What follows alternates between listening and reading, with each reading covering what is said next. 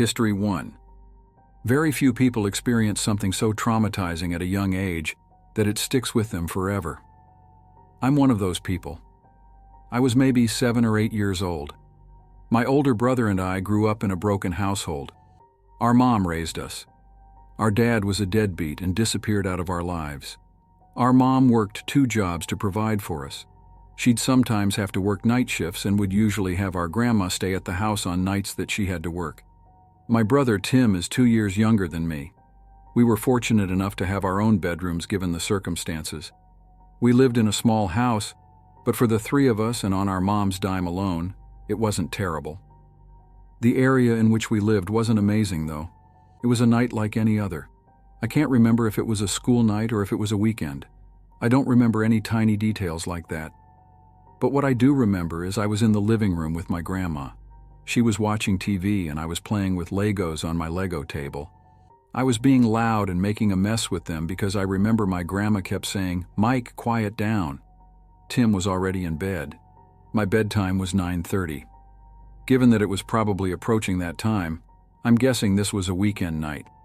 Otherwise, my bedtime would have been earlier. The layout of the house was simple.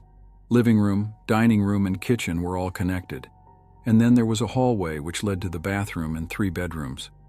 Our mom's bedroom was at the end of the hall. Mine was in the middle. Our grandma would sleep in our mom's bed when she'd stay over to watch us. Eventually, I had to go to sleep. My grandma would always go to sleep early too, so right after saying goodnight to me, she would go to the bathroom to brush her teeth and stuff before going to sleep as well. I was never one to be afraid of the dark or anything. My mom says I used to be a really brave child. But that night, I woke up in the middle of the night, something unusual for me because I remember myself being a very heavy sleeper. I heard something outside in the hallway.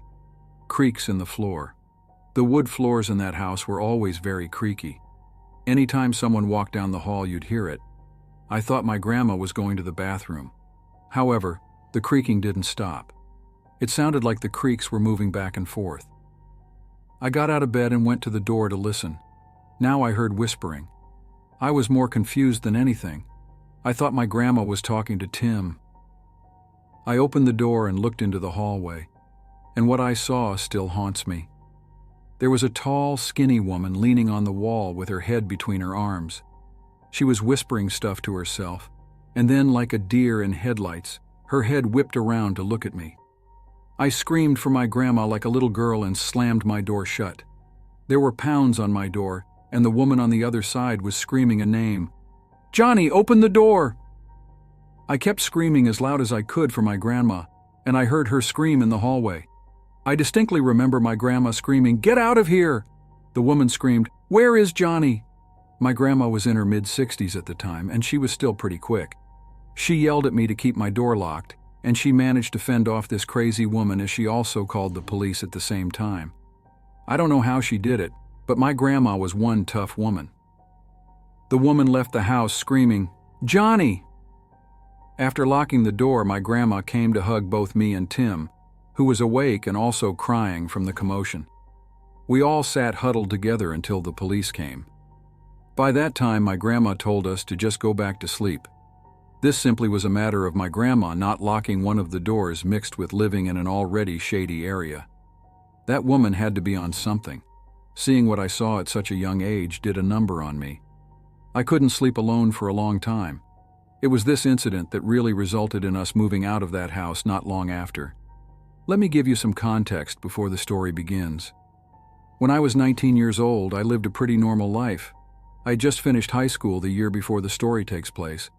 I'd always been one for horror, anything, whether it was movies, games, jump scares, you name it, and I loved it. I never seemed to be afraid of anything, and I loved that it allowed me to go and do things that made me appear tougher to girls who I was interested in at the time, or who were interested in me. I thought of it almost like a superpower. My friend had always talked about this REM-induced real-life nightmare called sleep paralysis. I, however, had never experienced such a thing. My friend Sarah suffered from extreme lucid dreaming.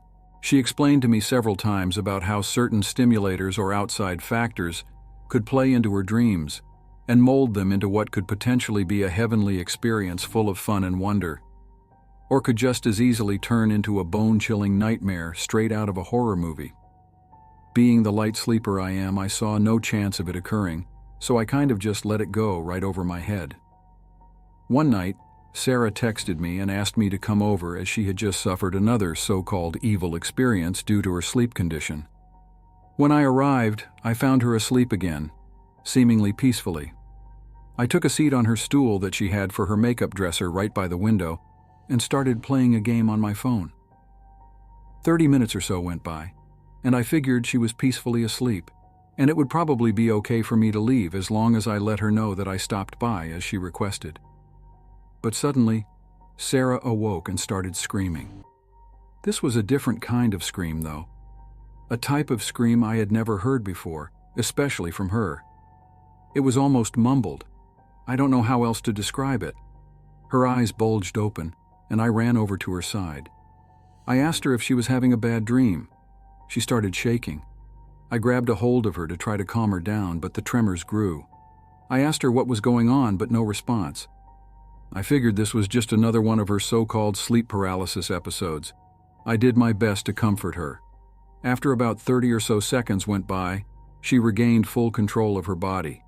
I made sure she was okay, and I left back for my house as it was almost 1 o'clock in the morning. Right as I got home, I received a very panicked text reading, "The hallucinations won't stop." I asked her to clarify what she meant, but no response. After about 30 minutes went by, I took it upon myself to head back over to her place. When I arrived, I noticed the illumination of red and blue covering her front porch and the surrounding road signs. I ran up to her house, desperately trying to find out what happened. As I approached the house, I noticed Sarah was speaking with one of the officers on the scene. When I went up to talk to her, Sarah and the officer walked me over to a more secluded area. What I found out still sends chills up my spine to this day. Apparently, when I had gone over to Sarah's that night, she wasn't asleep at all. She was pretending to be. Evidently, right behind me was a tall, skinny homeless man hiding in her closet. The police had also found a very large kitchen knife on him as well. The theory to this day is Sarah thought she was having an episode, when in reality this very real man was quietly creeping towards her in her bedroom. Supposedly, when I had entered her house, it was enough to spook the man into hiding, and my presence was enough to keep him hidden. This gave Sarah the time to call 911 and report the situation, which in turn resulted in the police arriving almost immediately after I had left. Thankfully, the man was taken into custody rather quickly. To this day, I don't know what to think about that night, other than I could have very easily saved her life simply by keeping her company during what I thought was a very stressful situation, which in turn could have resulted in some very scary and heinous acts that would have taken place if I had been there any later. I hope I never experience such a thing that would be what finally trips my fear factor without a doubt. History 2. About 10 years ago, I moved out of my mom's house into my first apartment in the city of Chicago. The place was a nice 3-bedroom apartment on the south side, in a friendly neighborhood near the University of Illinois. I shared it with 2 roommates, Sam and Jake. Jake was a good friend of mine, while Sam was a friend of Jake's, whom I hadn't met before, but we got along just fine. One night, about a month after moving in, I met up with a few friends for drinks at a bar in the center of the city, around 10 minutes from my place. We had a great time, and I ended up getting slightly drunk before catching a cab at 1 a.m. and heading home. When I walked into my apartment, I noticed Sam's door was open, indicating he was likely staying at his girlfriend's place, while Jake's door was closed, with the light from his TV shining underneath the crack. I made my way to my bedroom and turned on my TV before lying down to prepare for sleep. After about 10 minutes, I heard my doorbell ring. Half asleep, I woke up confused, as it was 1:30 in the morning. I ignored it, but a few seconds later the doorbell rang again, and then again a few seconds after that. It's important to mention that Jake had a fair amount of side cash from dealing weed to a few people. He was also a huge stoner himself, so the idea that he fell asleep while waiting for a late-night customer wasn't out of the realm of possibility. With this in mind, I went to my intercom and asked who was there. A girl's voice answered back, "It's Lily. I'm here to see Jake." Thinking my suspicions were confirmed, I exited out of my front door and headed down the stairs. The door to the outside of our apartment building was made of tall glass, so you could easily identify any potential visitors. I saw an attractive college-age blonde girl with glasses waiting patiently outside. I had never seen her before, but she appeared non-threatening. Besides, having random customers over to grab weed, Jake would also have some random girls over to hook up with from time to time. Because of this, I let my guard down slightly and cracked the door open. The girl repeated what she had said moments earlier over the intercom. "Hi, I'm here to see Jake." I replied, "Okay, he's here, just follow me up." And I held the door open for her. She grabbed the handle, and I turned around to head back up the stairs. As I was walking back up, I quickly noticed that this Lily girl wasn't following me. I glanced over my shoulder and saw she was still standing outside, holding the door open. Only now she was staring off to her right, almost as if waiting for someone. At that moment, a tidal wave of fear crashed over me, as I realized something horrible was more than likely about to happen. I continued walking up to my place, quicker now. After turning the corner of the stairs, I heard the door swing open, and then heavy footsteps running up the stairs behind me. I looked over my shoulder again, and what I saw shook me to my core. A tall, gangly man with sunken eyes and greasy long hair down to his shoulders was running up the stairs straight at me. He was wearing a sleeveless black t-shirt, and apart from the cheap-looking tribal tattoos creeping up his arms, I noticed he was also holding what looked like a lead pipe in his right hand. At this moment, my body shot full of adrenaline as I turned around and raced back up the stairs and into my apartment. I turned around to close the door, and I saw the man, who was now only a few feet from entering my apartment, raise the pipe over his head. With less than a second to spare, I slammed the door and locked it in one swift motion. Immediately after, I heard the thud of the pipe hitting my door. I stood facing the now closed door, paralyzed, as the man hit the door 3 more times while shouting obscenities at me. He eventually gave up and ran down the stairs and out the front door. I ran into Jake's room to wake him up. After telling him what had just happened, he responded by saying he did know a blonde girl named Lily, only he had just met her earlier that day. Apparently, while I was out with my friends, the doorbell rang while Jake was home alone. Instead of going down to let her in himself, Jake buzzed her up after just hearing her name, thinking she was a friend of mine. When she reached the door to our unit, he opened it and let her in. He said it seemed like she was confused, mentioning she was looking for someone named Tim. Jake responded by saying his own name and that no one named Tim lived here. He mentioned she stayed near the entrance of the unit and kept reaching behind her to make sure the door stayed open before leaving only a few moments later. The theory is that these same people came earlier in the day, and not expecting to have someone just let them up through the buzzer, the girl made the mistake of forgetting to keep the door to the building open, rendering the attacker unable to enter during this first attempt. Either way, we both got extremely lucky that night. We did call the police, who arrived and asked for more information about what happened. They asked if there was anyone we knew who might want to do us harm, and we answered no, which was the truth, as this seemed to be a completely random attack. The cops left soon after, saying that there wasn't much they could do. We never saw that Lily girl or her scumbag partner again. After that harrowing night, Jake and I were on edge for weeks. We started being more cautious about who we let into the building and made sure to always check the intercom before buzzing anyone up. Our sense of security had been shattered, and it took a long time for us to feel comfortable in our own home again. We also installed additional locks on our doors and a security camera in the hallway for extra peace of mind. One thing that struck me was how close I came to real danger. It was a sobering reminder of how quickly things can go wrong and how important it is to stay vigilant. For a while, I found myself jumping at every little noise, my heart racing whenever I heard footsteps outside our door. The fear gradually subsided, but the memory of that night stayed with me.